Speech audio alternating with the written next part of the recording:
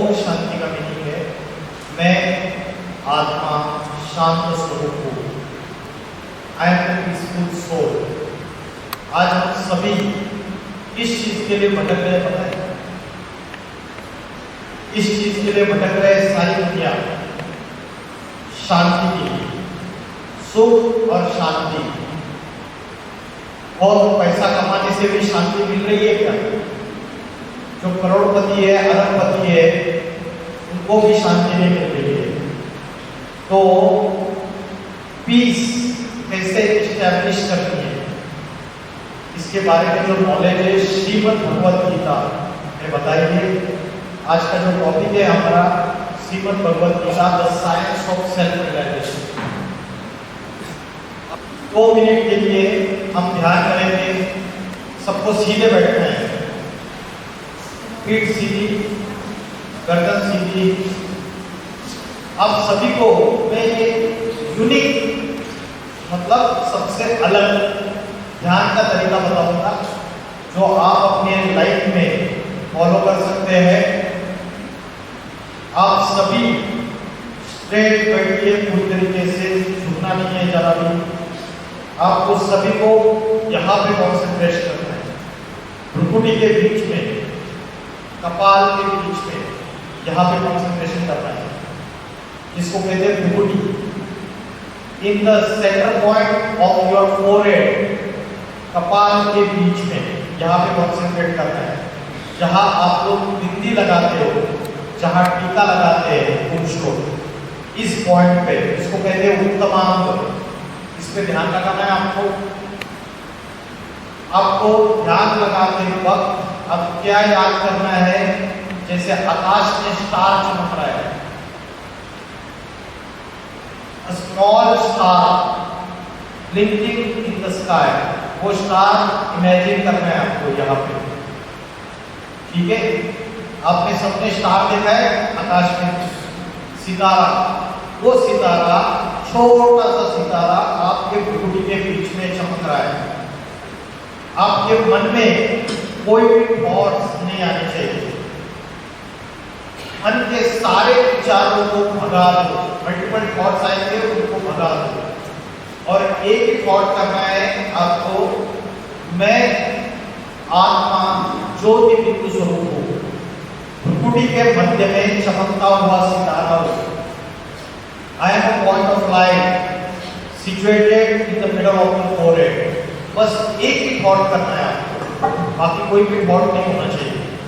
ठीक है, और आप सभी को आंखें खुली रख के योग करना है, आंखें बंद नहीं करनी है। शिव शंकर भोलेनाथ के इतने चित्र देखे ध्यानपूर्ण अवस्था में, क्या देखा? बोलिए बोलिए। आदि आगे खुली, partially open and partially close, उस स्थिति को बोलते हैं अर्धोन्मीलित नेत्र। तो भगवद गीता में कर्म योग सिखाया है। तो आप सभी को आंखें खुली रख के ध्यान का अभ्यास करना है। आज जो ध्यान की प्रक्रिया सिखाई जाती है बाहर की दुनिया में, वो आंखें बंद करके सिखाई जाती है। मैं आपको नया तरीका बता रहा हूँ, आंखें खुली रख के अभ्यास करना है, यहाँ पे कॉन्सेंट्रेट करना है, भ्रुकुटी के बीच में। I am point of light situated in the centre point of the forehead, भ्रुकुटी के बीच चमकता हुआ अजब सितारा हूँ। कोई भी व्यक्ति याद नहीं आना चाहिए, काका मामा चाचा ताऊ कोई याद नहीं आना चाहिए, कोई फ्रेंड याद नहीं आना चाहिए, कोई वस्तु कोई पदार्थ याद नहीं आना चाहिए। ठीक है,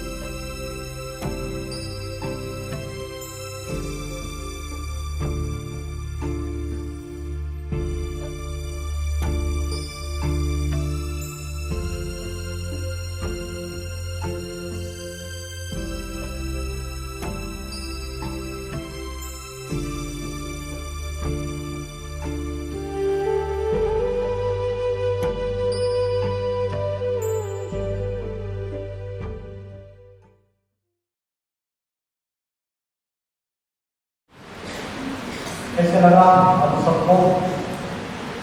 रोज हम फिजिकल एक्सरसाइज करते हैं, आज ये मेंटल एक्सरसाइज, मन को एकाग्र करने का अभ्यास। आज हमारा पूरा कंसंट्रेशन फिजिकल हेल्थ के ऊपर ज्यादा है और मेंटल हेल्थ और जो स्पिरिचुअल हेल्थ है उसके ऊपर हमारा जरा भी कंसंट्रेशन नहीं है। सवेरे से लेकर रात तक हम अपनी फिजिकल बॉडी जो है उसके जो भी रिक्वायरमेंट्स है, जो भी जरूरतें हैं, उसकी पूर्ति करने के लिए, उसको सेटिस्फाई करने के लिए हम समय देते हैं। रात को सो जाते हैं तो शरीर को आराम देते हैं, लेकिन क्या मन को आराम देते हैं? रात को मन इधर उधर भागता रहता है ना।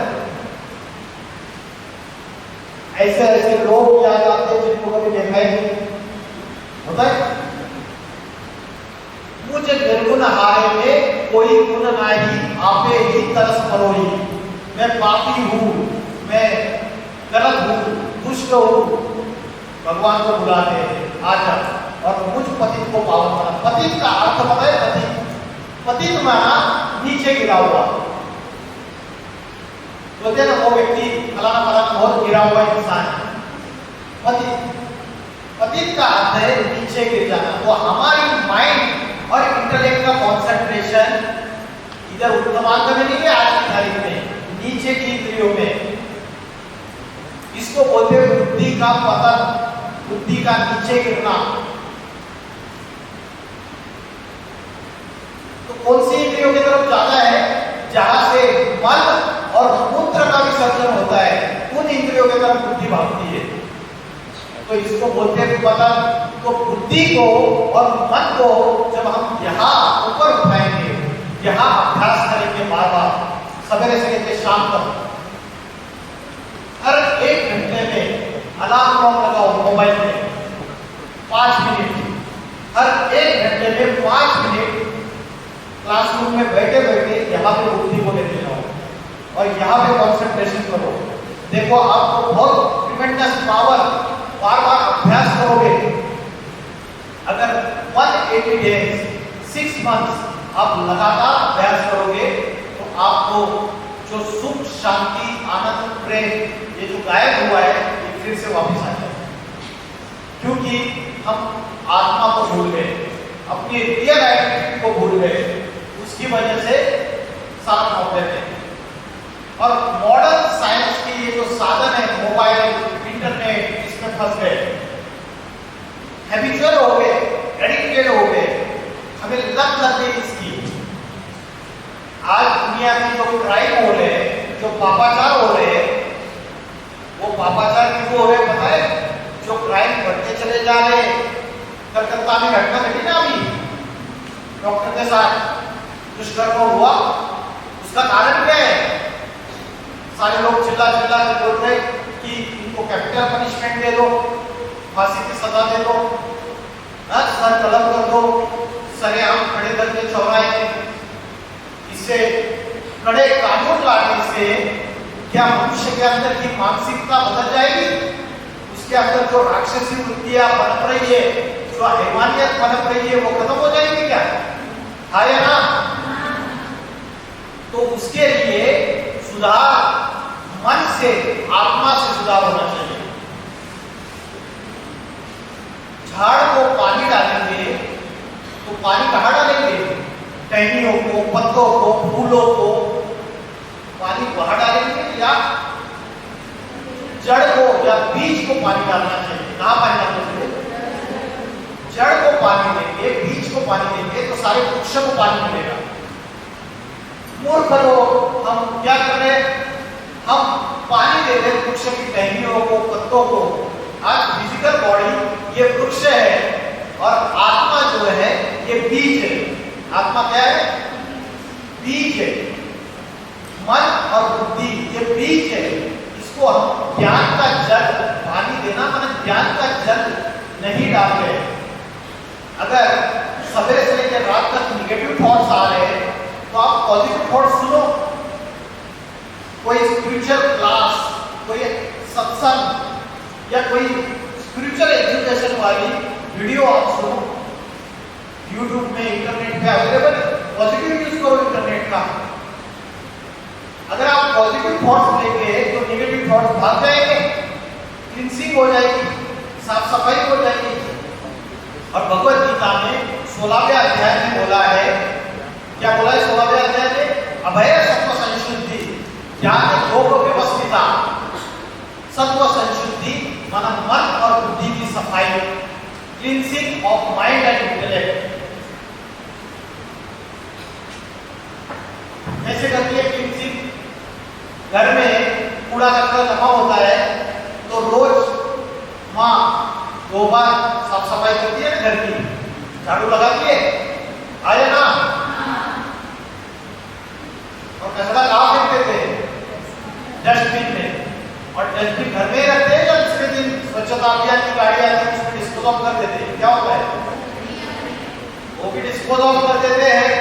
लेकिन जो मन बुद्धि रूपी आत्मा में जो निगेटिविटी थॉट्स, वेस्ट थॉट्स, व्यर्थ संकल्प, नकारात्मक विचारों का जो कचरा जमा हो रहा है रोज के रोज, वो हम साफ सफाई कर रहे हैं?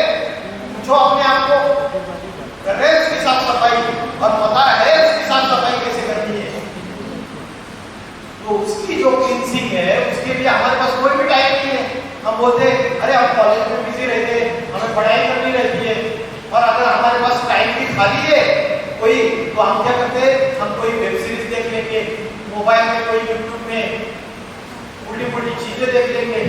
ये हमारे टाइम पास, हमारा ये टाइम को पास करने के साधन है। तो मन बुद्धि की सफाई के लिए हम कोई भी समय नहीं देते हैं। अभय सत्व संशुद्धि ज्ञान योग व्यवस्थिता। तो आध्यात्मिक ज्ञान और योग ये 2 चीजें हैं जिससे आपको स्पिरिचुअल पावर मिलेगी, जिससे आपकी विल पावर, आपकी आत्मशक्ति बढ़ेगी। छत्रपति शिवाजी महाराज का नाम सुना है आपने?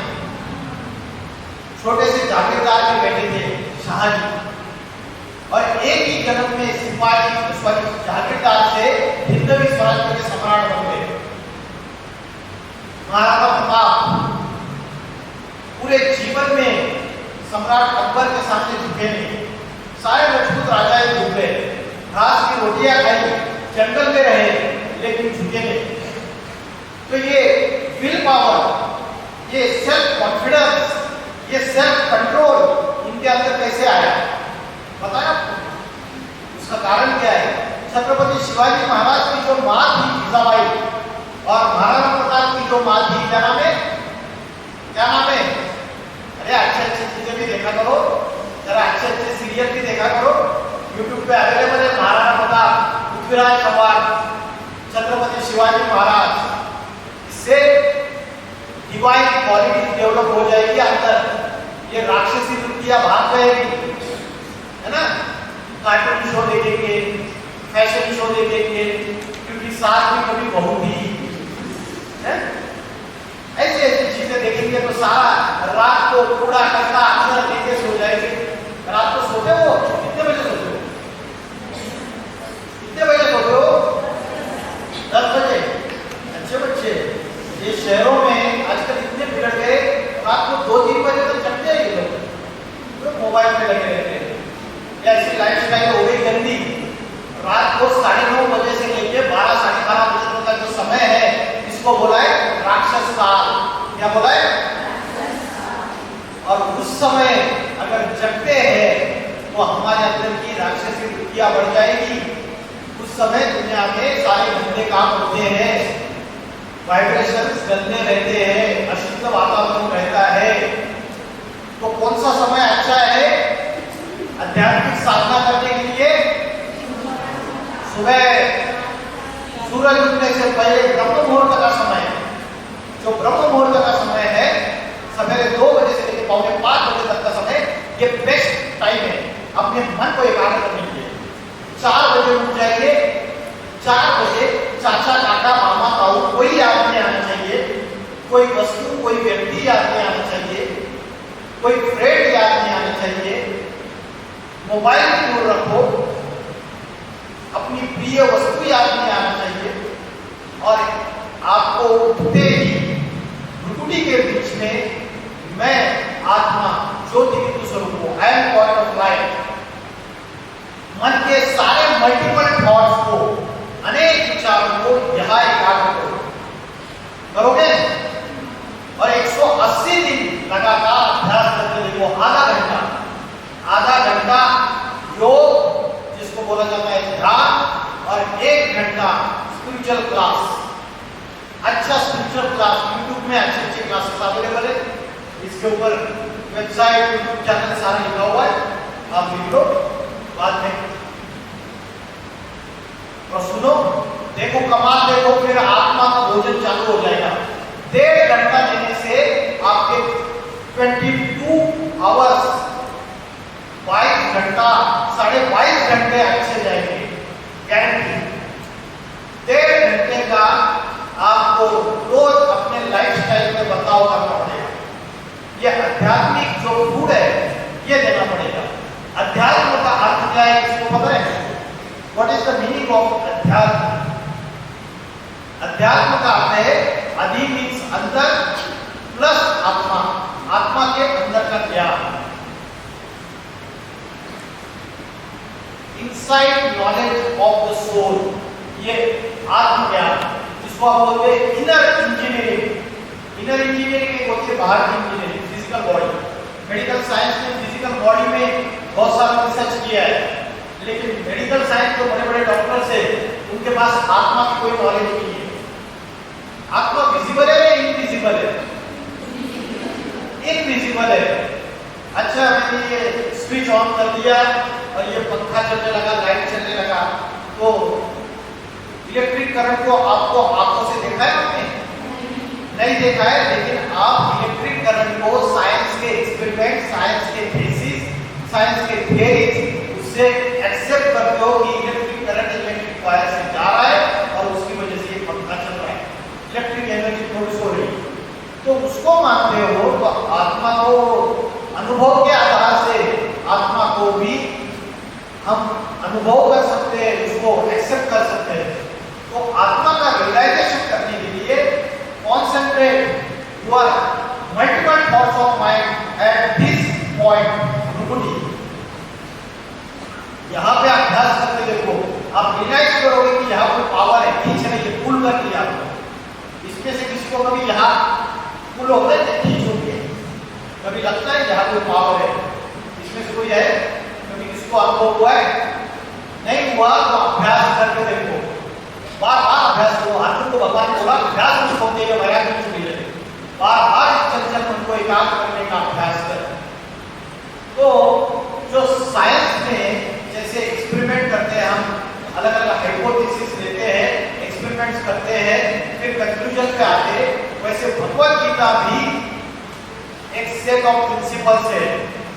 इसमें भी एक साइंटिफिक प्रोग्राम है पूरी तरीके से, और उसको आप फॉलो करोगे तो आपका जो लाइफ में जो सुख शांति की कमी है वो आपको फिर से प्राप्त हो जाएगी।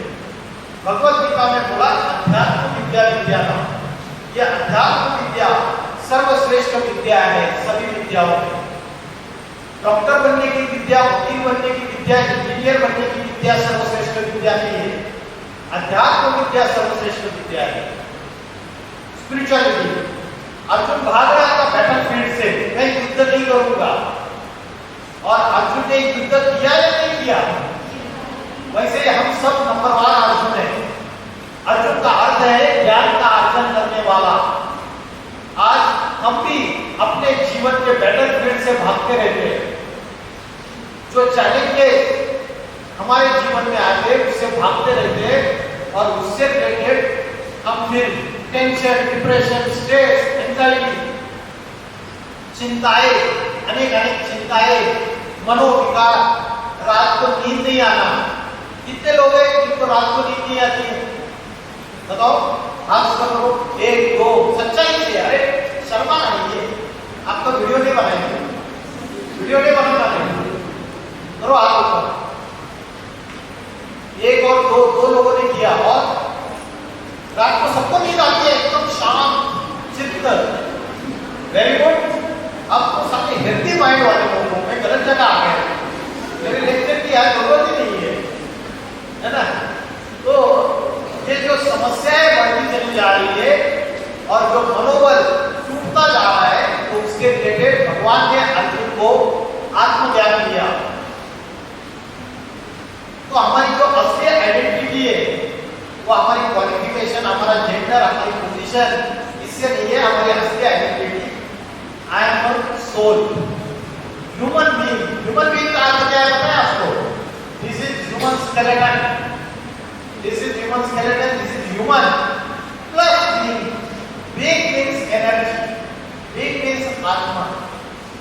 हमें सिर्फ स्केलेटन का पता है, हमें उसके अंदर जो आत्मा चैतन्य शक्ति काम करती है, जिसको बोला है प्राण शक्ति, जिसको बोला है कॉन्शियसनेस, जिसको बोला है चेतना। आज जो मॉडर्न साइंस है वो जिन चीजों के ऊपर रिसर्च कर रहा है, वो कौन सी चीजों के ऊपर रिसर्च करता है? मटेरियल, मटेरियल, मटेरियल के ऊपर रिसर्च करता है। और मटेरियल जो है that is made up of atoms and molecules, अणु और रेणु से बना हुआ है। और भारत के ऋषि मुनियों ने इसके ऊपर रिसर्च किया। किसके ऊपर रिसर्च किया? भारत के ऋषि मुनियों ने रिसर्च किया आत्मा और परमात्मा के ऊपर, जिसको बोलते हैं मेटाफिजिक्स। क्या बोलते हैं? मेटाफिजिक्स। एक है भौतिक ज्ञान, एक है पराभौतिक, जो भौतिकता से परे है।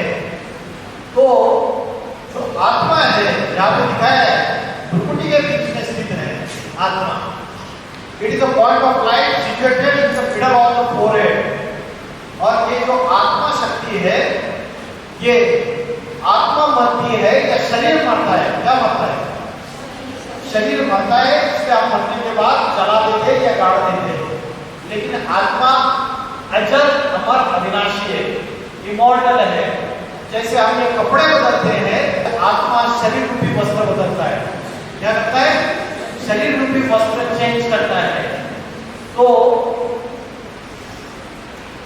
आत्मा की जो ओरिजिनल क्वालिटीज है, ज्ञान, पवित्रता, प्रेम, शांति, सुख, आनंद, शक्ति, इसकी जगह इसने लिए ओरिजिनल प्रेम है क्या आज की तारीख में? 500 साल पहले तुलसीदास जी ने बोला, सुर नर मुनि सबकी यह रीति, स्वार्थ लाग करे सब प्रीति। आज जो प्यार है वो सेल्फिश लव है। पति का पत्नी से जो प्यार है उसमें भी स्वार्थ समाया हुआ है। पत्नी का पति से जो प्यार है उसमें भी स्वार्थ समाया हुआ है। भाई का भाई से प्यार है उसमें भी स्वार्थ समाया हुआ है। और भाई का जो पिता से प्यार है उसमें भी स्वार्थ समाया हुआ है कि पिताजी को हाथ में थोड़े से पैर दबाऊंगा, थोड़ी मालिश करूंगा, तो वसीयतनामा मेरे नाम पे कर देंगे, प्रॉपर्टी मिल जाएगी भाई, है ना। और पिताजी जैसे चले गए वैसे भाई भाई का गला काट देता है प्रॉपर्टी के लिए। होता है या नहीं होता है? आज कोर्ट में जो मुकदमे चल रहे हैं, जो झगड़े चल रहे हैं, वो फैमिली मेंबर्स के अंदर ज्यादा है या बाहर के लोगों के साथ ज्यादा है? फैमिली मेंबर्स के झगड़े ज्यादा है। तो सच्चा प्रेम है क्या? सुर नर मुनि सबकी यह रीति, स्वार्थ लाग करे सब प्रीति। It is a selfish love. आज लड़का लड़की के बीच में जो प्यार हो रहा है बाहर की दुनिया में, वो भी स्वार्थयुक्त प्रेम है, शरीर का प्रेम है या आत्मिक स्नेह है, आत्मिक प्रेम है। आज गवर्नमेंट ने अलग अलग कानून बना दिए, लिविंग रिलेशनशिप, लिविंग रिलेशनशिप बनाए। ये राक्षसी दुनिया बना रहे या देवताई दुनिया बना रहे? आज के सुप्रीम कोर्ट को भी धर्म का ज्ञान नहीं है। उन्होंने बोला अरे सेक्स में अगर संबंध बनाते हैं तो वो भी ऑफेंस नहीं है, गुनाह नहीं है। नया कानून आ गया कि व्यभिचार, adultery, extra marital affairs is also not a offence, ये भी गुनाह नहीं है। ऐसे ऐसे कानून तैयार हो रहे, ये कलयुग में ये कलयुग का अंत नजदीक आ रहा है। सनातन धर्म की जो संस्कृति है उसमें ये मान्यताएं ठीक है। अच्छा, आज से 60-70 साल पहले कभी डाइवोर्स सुना है आप लोगों ने? डाइवोर्स भारत में कोई नारी डाइवोर्स देती थी, ये परंपरा कभी सुनी है? विवाह ये पवित्र बंधन है, वो आत्माओं का मिलन है, ये सनातन धर्म की संस्कृति है ना? आत्माओं का मिलन है या शरीर का मिलन है? आत्माओं का मिलन है। सच्चाई तो ये है, लेकिन आज ये जो चीजें बढ़ती चली जा रही है उससे सारा समाज पतन के दर पे जा रहा है। नैतिकता दिन दुनी रात की नीचे गिरती जा रही है और भारत की जो अबला नारियां है उनके ऊपर बलात्कार हो रहे, अत्याचार हो रहे, राक्षसी वृत्तियां मनुष्य के अंदर बढ़ती चली जा रही है। उसका मूल कारण है कि आध्यात्मिकता को भूल गए। समझ रहे? आत्मा की जो क्वालिटीज है, ज्ञान, आध्यात्मिक ज्ञान तो है, इसको आज पूछो पढ़े लिखे लोगों को आत्मा की नॉलेज, परमात्मा की नॉलेज कुछ नहीं पता, उनको एबीसीडी नहीं पता। पवित्रता, भारत सती सावित्री का देश था। राजा अगर लड़ाई में मारा जाता था तो रानी जल्दी आग में कूद जाती थी, जोहार कर देती थी, लेकिन पर पुरुष को अपने तन को हाथ में लगाने देती थी। ये भारत की नारी की पवित्रता थी। आज उसकी जगह क्या हो गया? दुनिया में अपवित्रता फैल गई, व्यभिचार फैल गया। ये दूसरे जो वेस्टर्न धर्म की जो धारणाएं हैं उसको आपने फॉलो करना चालू कर दिया। उनके अंदर तो क्या है? रोज नया पति बदलो, रोज डिवोर्स ले लो, रोज नया हस्बैंड चेंज कर लो। सुना है आपने? यूरोप अमेरिका में जाएंगे ना, रोज नया चेंज कर सकते हैं, चलता है सब कुछ।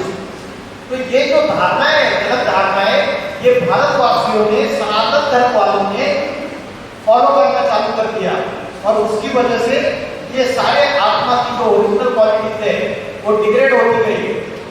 सुख की जगह पे लालच और ईर्ष्या द्वेष, आनंद की जगह पे मोह, और जो ज्ञान है, ज्ञान के जगह पे अहंकार, भ्रम, भ्रांतियां, इन सारी चीजों ने जगह ली।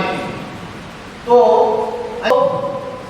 ये देखिए हमारा जो माइंड है इसमें परसेंटेज देखो कैसे भरा हुआ है। Negative thought, waste thought, check करो अपने आप को कितना क्या परसेंटेज है हमारे माइंड में। सवेरे से लेकर रात तक क्या क्या चलता रहता है। तो जो आत्मा है, कठोपनिषद नामक शास्त्र में बोला आत्मा नाम अधीनम विद्धि। ये जो घोड़े का चित्र दिखाई दे रहा है आपको पता है अर्जुन रथ के ऊपर बैठा हुआ है और साथी स्वयं भगवान है और घोड़े लगे हुए। तो कठोपनिषद नामक शास्त्र में बोला है आत्मा नाम अधीनम विद्धि।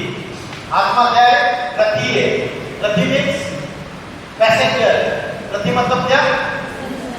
सवारी। शरीरम रथ में वचन, शरीर गाड़ी है।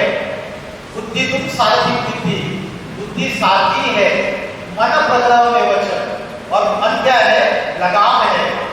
इंद्रियाणि हयानाहु, इंद्रिया घोड़े है। तो आज ये इंद्रिया रूपी घोड़े हमारे कंट्रोल में है क्या? ये इंद्रिया 10 इंद्रिया कंट्रोल में है क्या? आँख को बोला उधर नहीं देखना है, आँख फिर भी देखती है। बंदर होता है ना, क्या देखने का बात। ऐसे हमारे आँख अपने कंट्रोल में है क्या? नहीं है। उसके बाद हमारी जिह्वा कंट्रोल में है क्या? नहीं है।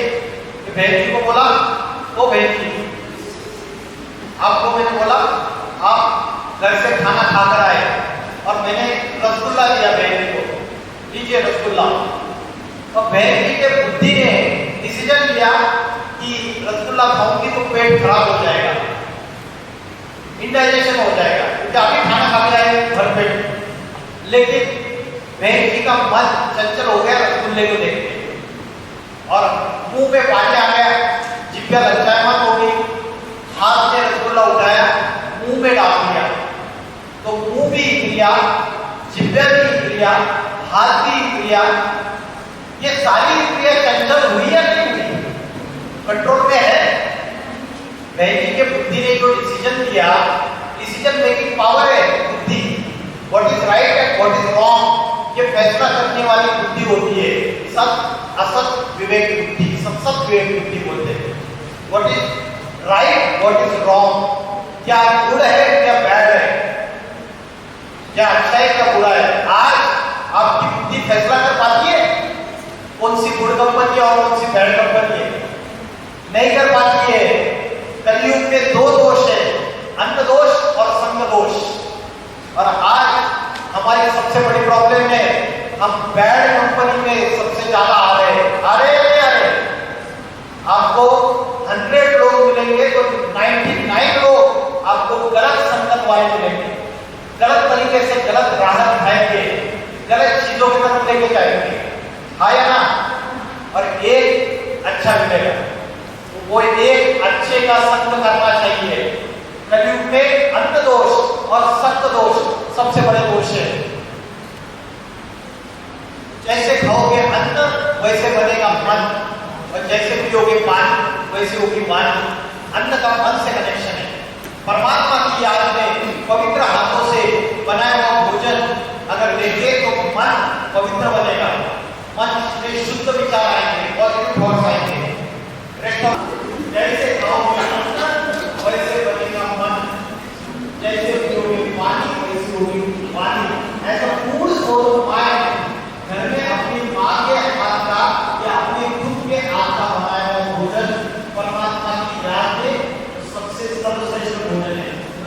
अगर माँ भी आपके पापा के साथ झगड़ा कर रही है और उसी मूड में खाना बना रही है तो वो सर्वश्रेष्ठ भोजन नहीं है। अन्न कभी भी शांत बुद्धि से अच्छे माहौल में मन से परमात्मा की याद में, अब जाते हो जगन्नाथपुरी वहां का प्रसाद खाते हो, वही प्रसाद आपके घर में भी बन सकता है अगर पवित्र मन से शुद्ध मन से बनाए। और अगर होटल रेस्टोरेंट में जाओगे और वहां जो खाना बनाने वाला शेफ है उसके मन में ऐसे गंदे विचार चल रहे हैं, वेश्यावृत्ति के संकल्प चल रहे हैं, हिंसा के संकल्प चल रहे हैं, किसको मारने के, तो भोजन तो डेलिशियस है लेकिन उसके आग से, उसके हाथ से वाइब्रेशन निकल रहा है। उस वाइब्रेशन का असर भोजन के ऊपर हो रहा है और उसका असर आपके मन के ऊपर भी हो रहा है खाने वाले। इस बात को मानते हैं या नहीं मानते? आध्यात्मिकता में जितना आप आगे जाओगे उतना आपको आपके खान पान के ऊपर भी कंट्रोल करना पड़ेगा। तो इंद्रियों का जो कंट्रोल है, भगवत गीता में बोला तस्मात् त्वम् इंद्रियाणि तो नियम्य भरतवर्ष। इसलिए पहले इंद्रियों को नियंत्रित करके ज्ञान और योग का नाश करने वाले इस पापी काम विकार को त्याग दो। क्या बोला? ज्ञान और योग, इसका नाश कौन करता है? इसका नाश ज्ञान और विज्ञान नाश। भगवत गीता में बोला ज्ञान और योग का नाश करने वाला कौन है? इसको पता है? आत्मा के 3 शत्रु कौन है? पता है इसको? वो are the 3 enemies of the soul. आत्मा के 3 शत्रु। अच्छा, 5 विकार कौन से किसको पता है? 5 विकार जिसने मन और बुद्धि को मलिन बना दिया है, कचरा पैदा कर दिया है, वो 5 विकार कौन से? या 5 भूत या 5 राक्षस। कलयुग में कली राक्षस सबके अंदर प्रवेश कर चुका है। वो कली राक्षस कौन है? 5 विकार कौन से हैं? और ज्ञान और विज्ञान, ज्ञान और योग का नाश करने वाला कौन है? बताओ जोर से, खाना खाए जल्दी बोलो, जोर से बोलो, जोर से बोलो, 5 लोग एक आवाज में बोलो।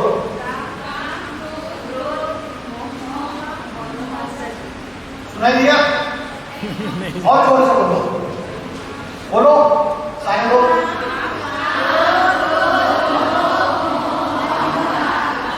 काम, क्रोध, लोभ, मोह, अहंकार, ये 5 विकार है। इसने मन बुद्धि रूपी आत्मा को पूरी तरीके से मैला बना दिया है। आत्मा के 3 शत्रु है, काम, क्रोध और लोभ। लोभ का अर्थ क्या है? लालच, ग्रीड। मेरी थाली में परोसा हुआ खाऊंगा, लेकिन तेरी थाली में परोसा हुआ भी खाऊंगा छीन के। सहज मिले सो दूध बराबर, मांग लिया सो पानी और छीन लिया सो खून बराबर। लेकिन आज छीन झपट के लेने की वृत्ति बढ़ती चली जा रही है। तो आत्मा के 3 शत्रु काम, क्रोध और लोभ है। काम का अर्थ क्या है? काम का अर्थ क्या है? भगवत गीता में बोला है ज्ञान और योग का नाश करने वाला जो है वो काम विकार है। काम का अर्थ क्या है? बताओ। अब उड़ीसा की जो धरती है इसमें आध्यात्मिक ज्ञान फैला हुआ है, आप लोग जवाब नहीं दे रहे हो। काम का अर्थ क्या है? हाँ जी बोलो बोलो। काम का अर्थ है इच्छा। एकदम परफेक्ट आंसर। काम का अर्थ है कामना। कामना मतलब इच्छा, उसको बोलते हैं डिजायर। और काम विकार जब हो जाता है तो इच्छाओं में कौन सी ऐसी इच्छा है जो विकार मतलब विपरीत, विरुद्ध दिशा में काम करता है, वो है काम, विषय वासना, जिसको बोलते हैं लस्ट, सेक्सुअल डिजायर। समझ रहे हैं? तो ये जो काम, क्रोध और लोभ, ये तीनों आत्माओं के शत्रु है। भगवत गीता बोलती है ये तीनों नरक के द्वार खोलने वाले हैं, और उसकी वजह से हमारी बुद्धि जो है ये पतन हो रही है, मन चंचल हो रहा है और इंद्रियां भी चंचल हो रही है। तो चंचल मन को वश करने के लिए योगाभ्यास और दूसरा वैराग्य। वैराग्य मतलब भव्य वस्त्र पहन के आश्रम में या किसी जंगल में चले जाना, इसको वैराग्य नहीं बोलते। अपने घर गृहस्थी में रहते हुए अगर आप कमल पुष्प समान जीवन जीते हो तो वैराग्य है। मन और बुद्धि से डिटैच रहते हो तो वैराग्य है। कमल का फूल कीचड़ में रहता है, कीचड़ की उसकी पत्तों को कीचड़ की एक भी बूंद स्पर्श नहीं करती है, ये वैराग्य है। वैसे ही ये दुनिया जो है ये विषय विचार का कीचड़ है। इसमें रहते हुए हम अगर मन बुद्धि से डिटैच रहते हैं तो उसको कहेंगे असली वैराग्य। देवी देवताओं में 33 करोड़ देवी देवताओं में सबसे बड़ा वैरागी कौन है? शिव शंकर भोलेनाथ। वो सन्यासी थे या गृहस्थी थे? गृहस्थी होने के बावजूद सबसे बड़ा वैरागी।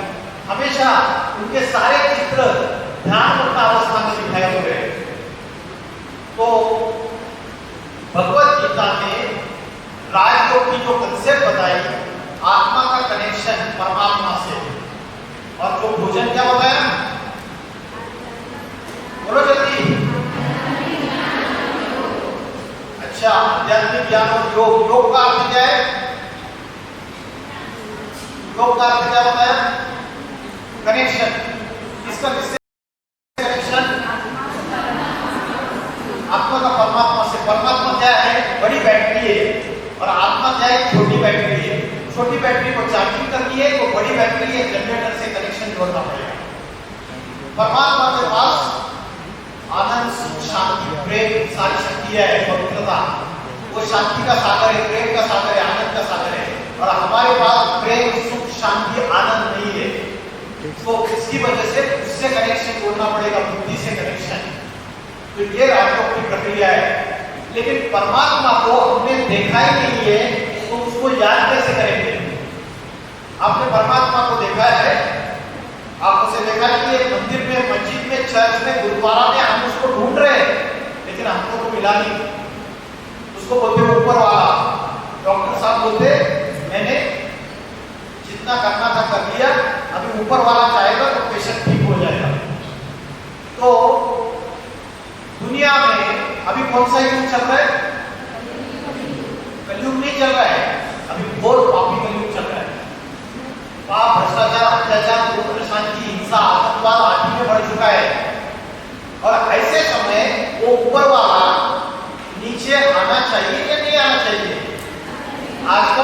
पॉलिटिशियन, राजनेता, आज का एक्टर, अभिनेता शाहरुख खान, आमिर खान, सलमान खान इस दुनिया को परिवर्तन कर देंगे, इस दुनिया का पापाचार खत्म कर देंगे। उधर लॉरेंस बिश्नोई धमकी दे रहा है, उधर सलमान खान अपनी सिक्योरिटी बढ़ा रहा है। तुम्हारे जैसे आम इंसान है वो लोग, हमने उनको हीरो बना के रख दिया। क्रिकेट प्लेयर उनको विराट कोहली, वो दुनिया का परिवर्तन करेगा। पापी कलयुग की धरती को, पापी कलयुग की धरती को पावन सतयुग की धरती में झूठ खंड को सच खंड में परिवर्तन करने का काम ईश्वर के सिवाय, शिव के सिवाय कोई नहीं कर सकता।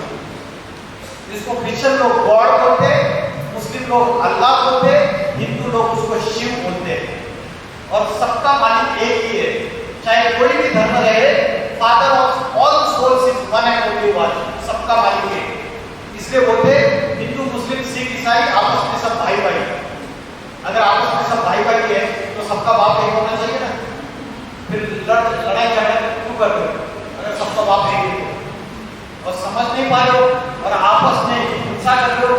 तो परमात्मा जो है वो कलयुग के अंतिम समय में, जब सृष्टि में पाप, भ्रष्टाचार, अत्याचार अति में बढ़ जाता है, तो भगवत गीता में बोला है, जब अधर्म का बोलबाला होता है और सनातन धर्म की ग्लानि होती है, तो दुर्जनों का विनाश करने के लिए और सज्जनों की रक्षा करने के लिए मैं अति साधारण मनुष्य शरीर में इस धरती पे अवतरित होता हूँ। उसका अवतार लेने का जो समय है वो है कलयुग का लास्ट समय और सतयुग की शुरुआत का समय। इसको कहते हैं संगम युग। जैसे रात्रि के बाद दिन आता है, वैसे कलयुग की रात्रि है पापों की, अशांति की, दुखों की, और उसके बाद आता है सतयुग। ये ट्रांसफॉर्मेशन, ये युग परिवर्तन सिवाय ईश्वर के कोई भी नहीं कर सकता। भगवत गीता में जो बताया कि वो साधारण मनुष्य शरीर में आता है, अवतार लेता है, और अभी वर्तमान समय में उसकी जरूरत है। हम बोलते कल की अवतार आ चुका है, सुना? बोलते कोई संबल ग्राम है, कोई संबल ग्राम है, गुप्त जगह है, वहां कोई पहुंच नहीं सकता, वहां पे आ चुका है। तो ईश्वर जब आता है वो अति साधारण मनुष्य शरीर में आता है और सद्गुरु बन के, टीचर बन के वो आध्यात्मिक ज्ञान की पढ़ाई पढ़ाता है। इसलिए आप बोलते गुरु ब्रह्मा, गुरु विष्णु, गुरुदेव महेश्वर। ऐसे नहीं, कभी भगवान ने गुरु बन के, सद्गुरु बन के, टीचर बन के आध्यात्मिक ज्ञान की पढ़ाई पढ़ाई है। इस दुनिया में बदलाव आया है, युग को परिवर्तन किया है, पापी कलयुग को पावन सतयुग में परिवर्तन किया है, कलयुग की झूठी दुनिया को सच खंड में परिवर्तित किया है। और उसकी वजह से आज हम ये गायन करते हैं। जो मॉडर्न साइंस है उसने हमें कहा लेके आ गया, देखो वर्ल्ड वॉर 3 की तरफ लेके आ गए। 1945 में फर्स्ट एटम बॉम्ब का निर्माण हुआ। किसने बनाया एटम बॉम्ब? शास्त्रज्ञ, उस साइंटिस्ट का नाम क्या है? वैज्ञानिक का नाम नहीं पता आपको? फिजिसिस्ट था रॉबर्ट ओपेनहाइमर। उसके ऊपर मूवी भी आई है बॉलीवुड में और उसको मेरे ख्याल से ऑस्कर अवार्ड भी मिला हुआ है। तो 1945 में फर्स्ट एटम बॉम्ब का निर्माण हो गया और आज 80 साल के बाद छोटे से छोटे कंट्री के पास एटॉमिक बॉम्ब, न्यूक्लियर वेपन्स है या नहीं है? नॉर्थ कोरिया, पाकिस्तान, सबके पास एटम बॉम्ब और एटॉमिक वेपन्स है। मेरे घर के नीचे अगर किसी ने बारूद बिछाई हुई है तो मैं उस घर पे सुरक्षित हूँ क्या? शेख चिल्ली जिस पेड़ की डाली में बैठा हुआ है उसी डाली को काट रहा है, तो खुद भी नीचे गिरेगा या नहीं गिरेगा? आज मनुष्य ने मॉडर्न साइंस के आधार पे अपने विनाश में सारे साधन तैयार कर लिए। इस बात को आप एक्सेप्ट करते हो या नहीं करते हो? एनवायरमेंटल डिग्रेडेशन हो रहा है, ग्लोबल वार्मिंग हो रही है, अर्थ का टेम्परेचर इंक्रीज हो रहा है, और अगर थर्ड वर्ल्ड वॉर हुआ तो न्यूक्लियर वॉर से कोई भी नहीं बचेगा। रिमोट कंट्रोल का एक बटन दबा देंगे तो 1 सेकंड में ये सारी दुनिया खलास हो जाएगी। इतने न्यूक्लियर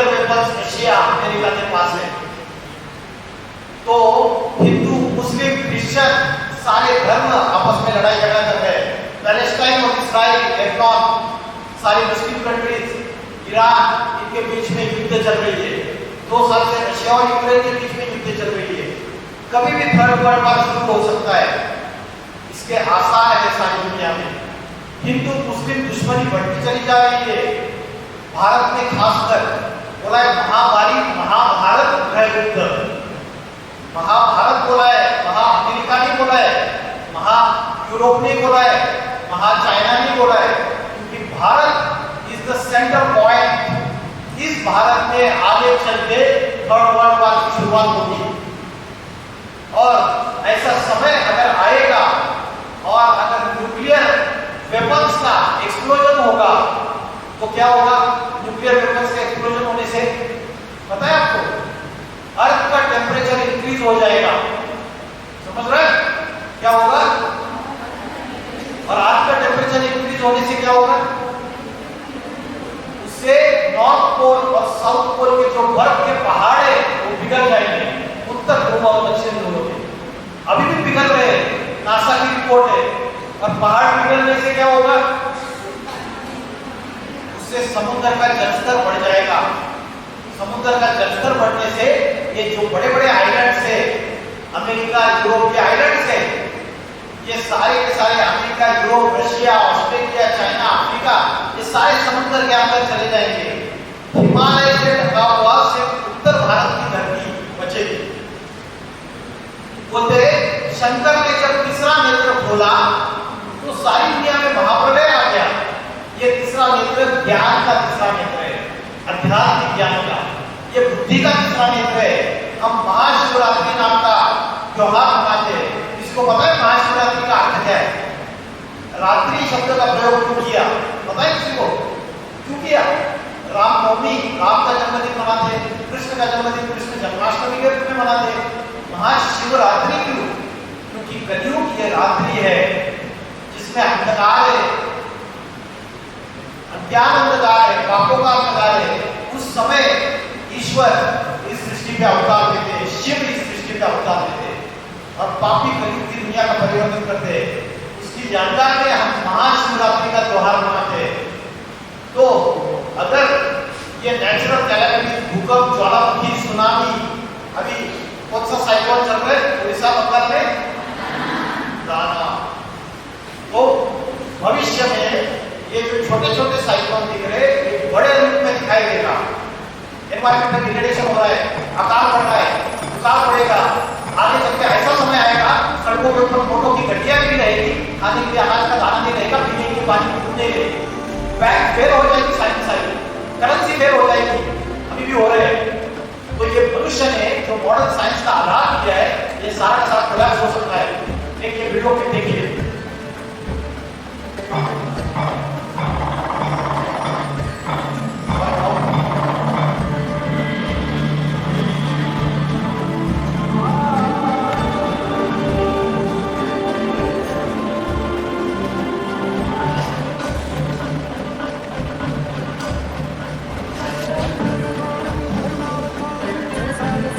बड़े बड़े भूकंप आएंगे तो मेट्रोपॉलिटन शहरों में तो बड़ी बड़ी इमारतें ताश के पत्तों के जैसे नीचे गिर जाएंगी।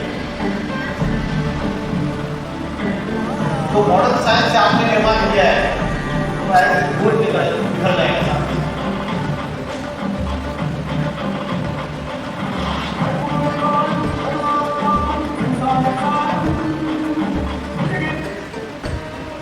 तो आज दुनिया को सिर्फ साइलेंस के पावर की जरूरत है। बड़े बड़े वर्ल्ड पीस कॉन्फ्रेंस हो रहे हैं, अहिंसा सम्मेलन हो रहे हैं, लेकिन दुनिया में शांति स्थापन नहीं हो रही है। शांति स्थापन होने के लिए सिर्फ अध्यात्म और स्पिरिचुअल नॉलेज, सारा कलयुग जो है इनमें विकारों की आग लगी हुई है, काम, क्रोध, लोभ, मोह, अहंकार, सारी दुनिया उसमें चल रही है। कलयुग अभी बच्चा नहीं है, थोड़ा सा बचा है। जैसे कोई पेशेंट होता है उसको लास्ट में वेंटिलेटर पे रखा जाता है, अंतिम सांसें गिनता है, जैसे ये सारी दुनिया अंतिम सांसें गिन रही है। और भारतवासी कुंभकर्ण की निद्रा में सोए हैं, उनको पता नहीं है कि ईश्वर स्वयं साधारण मनुष्य शरीर में इस संसार में अवतरण लेकर आध्यात्मिक ज्ञान, राजयोग की शिक्षा पढ़ा रहे हैं। तो आने वाला जो समय है उसमें युग परिवर्तन का समय है। बड़े बड़े भविष्यकार है। आपके ओडिशा में एक वायरल हो रहा है वीडियो भविष्यवाणी का। भविष्यवाणी का सुना है किसने? तो भविष्यवाणी का कहती है ये जो समय है ये महाविनाश का समय है दुनिया का। और गोपीनाथ शास्त्री, कल्कि पुराण, उसके बाद जो विदेशी भविष्यवेत्ताएं नॉस्ट्राडेमस, हीरो, किट, एंडरसन, जूलबर्ग, इन सभी ने भविष्यवाणियां की है। उस भविष्यवाणी में एक भविष्यवाणी कॉमन है कि 21वीं शताब्दी में उत्तर भारत से एक महापुरुष का अवतार होगा। वो योगी होगा। वो आत्मा और परमात्मा के ऐसे रहस्य वर्णन करेगा, ऐसे आध्यात्मिक राष्ट्र लाएगा और भारत में ऐसा आध्यात्मिक संगठन तैयार करेगा कि बड़ी बड़ी महासत्ताएं उसके सामने नतमस्तक हो जाएंगे। वो एक जाति, एक भाषा, एक धर्म, एक राज्य, एक संविधान स्थापन करेगा। राम राज्य आएगा, जिसको मुस्लिम लोग बोलते हैं जन्नत, जिसको क्रिश्चियन लोग बोलते हैं पैराडाइज, जिसको हिंदू लोग बोलते हैं वैकुंठ या स्वर्ग या राम राज्य। यह समय नजदीक है और सृष्टि का परिवर्तन का समय नजदीक है। तो जो मनुष्य अपनी आत्मा को पवित्र बनाने के लिए आध्यात्मिक ज्ञान लेंगे, परमात्मा सिर्फ उन्हीं का उद्धार होगा। इस सृष्टि में युग परिवर्तन में वो नए युग में जाएंगे। इसलिए भगवत गीता में बोला है जगत भी परिवर्तन है। मया दक्षेण प्रकृति सूयते स चराचरं हेतुनाने कौन्तेय जगत भी परिवर्तन है। मेरी अध्यक्षता में मैं इस पापी कलयुग का पावन सतयुग में परिवर्तन करता हूँ। तो इतना बोलकर मैं रुकता हूँ। ओम नमः शिवाय।